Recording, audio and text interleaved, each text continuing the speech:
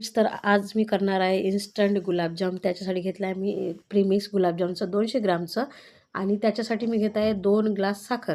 आता 2 ग्लास साखर घेतली की त्याच्यामध्ये 1.5 ग्लास पाणी टाकायचं. त्यामुळे पाक जो आहे तो व्यवस्थित म्हणजे त्या गुलाबजाममध्ये व्यवस्थित आतमध्येपर्यंत मुरतो.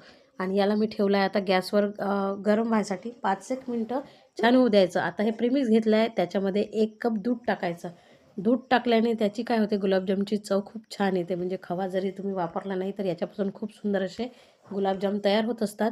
आता हे मिश्रण मी मिक्स करत आहे आणि जर थोडंसं आणखी दूध लागलं तर त्याच्यात टाकायचं. मी 2-1 चम्मच दूध पुन्हा याच्यामध्ये ॲड केला आणि असा छान हाताने व्यवस्थितरित्या मळून असा गोळा तयार करून घ्यायचा आहे. आणि त्याला 5 मिनटं चुरत राहायचं. ज्याच्यातमधून काय होते दूध टाकल्यामुळे थोडासा तेल असा सुटतो आपल्या हाताला आणि पहा असा व्यवस्थित कणकेप्रमाणे चुरून घेतला आहे. आता चुरून घेतला आणि आता याच्यापासून आपण गोळे तयार करू. 200 ग्राममध्ये जवळपास 40 गोळे तयार होतात. माझ्या हाताला पहा तेल सुटलेलं दिसत आहे कारण प्रीमिक्समध्ये आपण दूध टाकलं होतं त्यामुळे.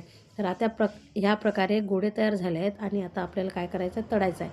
आपण इथं विलायची पावडर टाकली आहे पाकामध्ये. त्यानंतर तूप घ्यायचं कढईत थोडंसंच घ्यायचं कारण गुलाबजाम तळायला जास्त तूप लागत नाही. त्यानंतर असे 5-5, 6-6 गुलाबजाम टाकून आपण काय करायचे आहेत व्यवस्थितरित्या असे तळून घ्यायचे आहेत.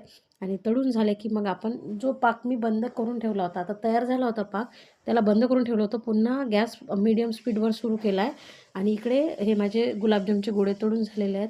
आता हे गोळे तळून झालेले आहेत. कमी स्पीडवर जो पाक ठेवला आहे त्याच्यामध्ये मी टाकून घेत आहे आणि टाकून घेतल्यावर अशा प्रकारे सगळे गुलाबजाम तळून घ्यायचे आहेत आणि ह्या पाकामध्ये आपल्याला व्यवस्थितरित्या टाकायचे आहेत आणि गॅस सुरूच ठेवायचा आहे एकदम मंद स्पीडवर. आणि मग त्याच्यामुळे काय होते हा जो पाक आहे व्यवस्थितरित्या असा गुलाबजामुनमध्ये जातो आणि आपला व्यवस्थित असे सुंदर असे गुलाबजामुन आता तयार झालेले आहेत.